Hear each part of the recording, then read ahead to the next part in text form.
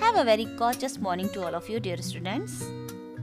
Today we are here to read the chapter 10 from your book Rainbow, named A Hero.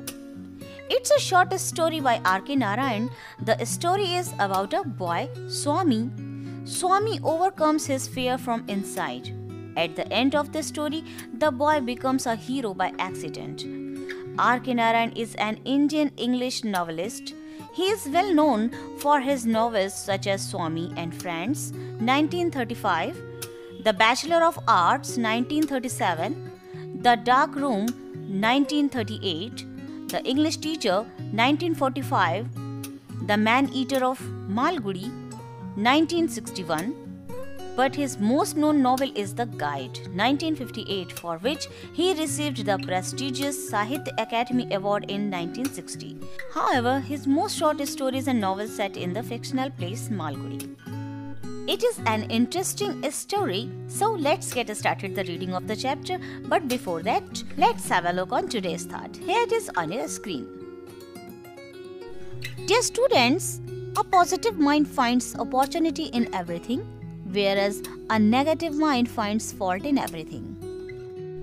एक सकारात्मक दिमाग हर एक चीज में आगे बढ़ने का मौका ढूंढ ही लेता है, वहीं एक नकारात्मक दिमाग हर एक चीज में गलतियां ढूंढता है. With this energetic thought, let's get started the reading of the chapter. Swami is a 9-year-old boy.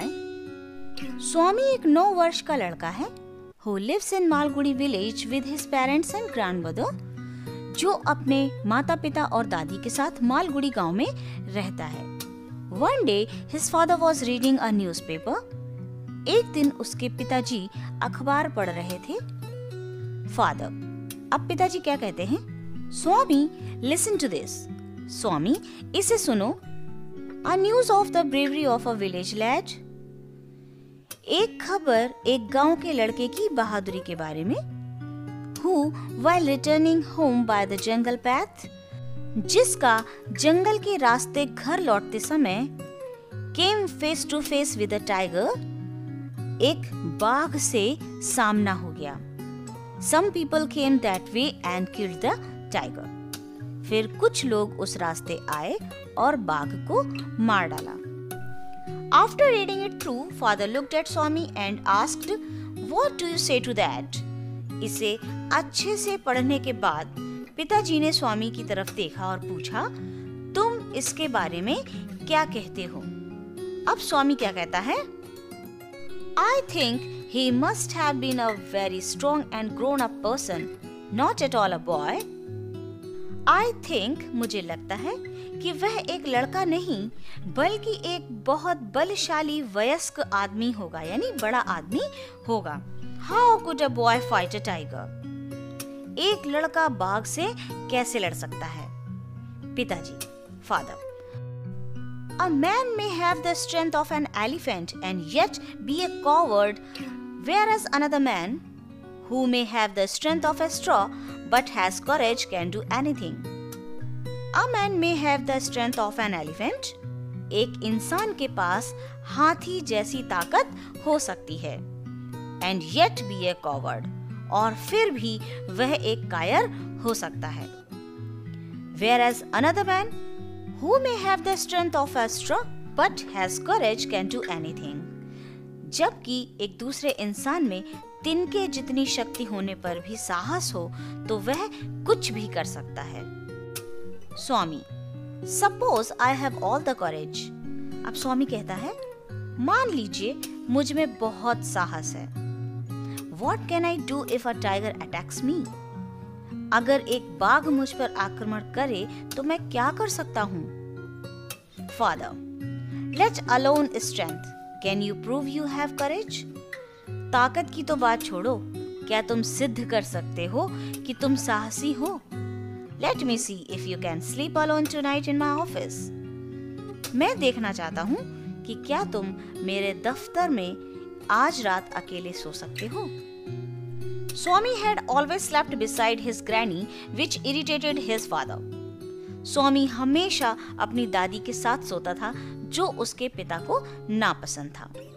Swami, From the first of the next month I will sleep alone, father. पिताजी, अगले महीने की पहली तारीख से मैं अकेला सोऊंगा. Father, no, you must do it from today. नहीं, तुम्हें यह आज से ही करना होगा. In the evening, Swami went to his granny and slept under the blanket.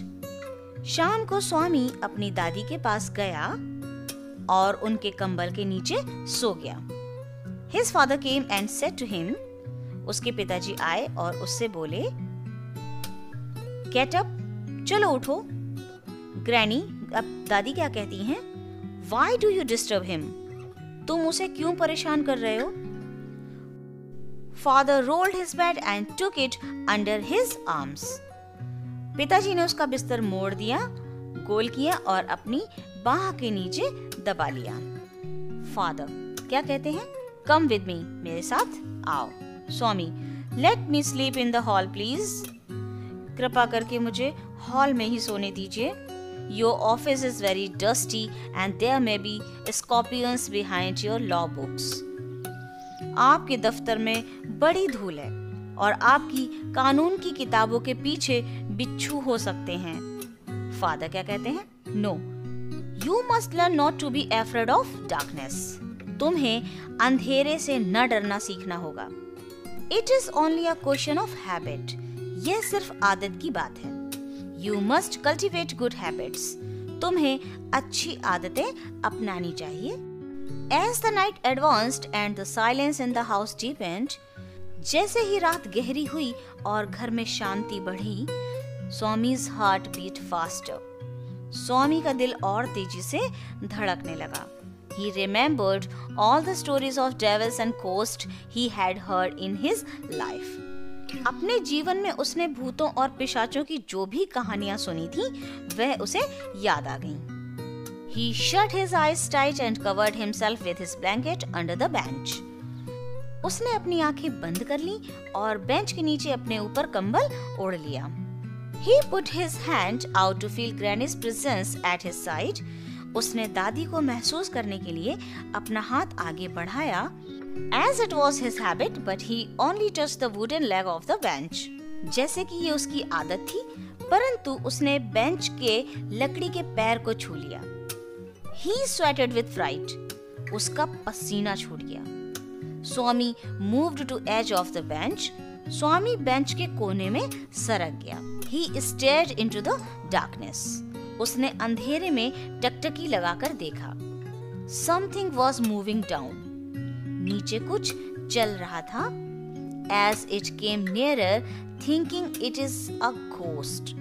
जैसे ही वह पास आया, उसे भूत जानकर he crawled out from under the bench and hugged it with all his might. वह बेंच के नीचे से रेंगता बाहर आया और पूरे बल से उसका गला पकड़ लिया. He used his teeth on it like a weapon. उसने हथियार की तरह अपने दांतों का प्रयोग उस पर किया. The creature yelled out in pain. वह प्राणी दर्द से चिल्ला उठा. In a moment, his father, the cook, and a servant came in carrying a light. उसी क्षण उसके पिताजी, रसोइया और एक नौकर रोशनी लेकर आए. All the three fell on the burglar who lay amidst of furniture with a bleeding ankle. तीनों ही उस सेंधमार के ऊपर जा गिरे जो फर्नीचर के बीच खून बहते टखने के साथ पड़ा था. Father called the police. पिताजी ने पुलिस को बुलाया. The police was grateful to Swami as he had caught the notorious thief.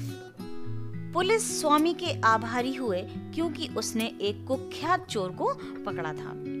The next day in the school, अगले दिन विद्यालय में स्वामी's classmates congratulated him and looked at him with respect. स्वामी के सहपाठियों ने उसे बधाई दी और उसकी तरफ सम्मान से देखा. The headmaster said that Swami was a true scout.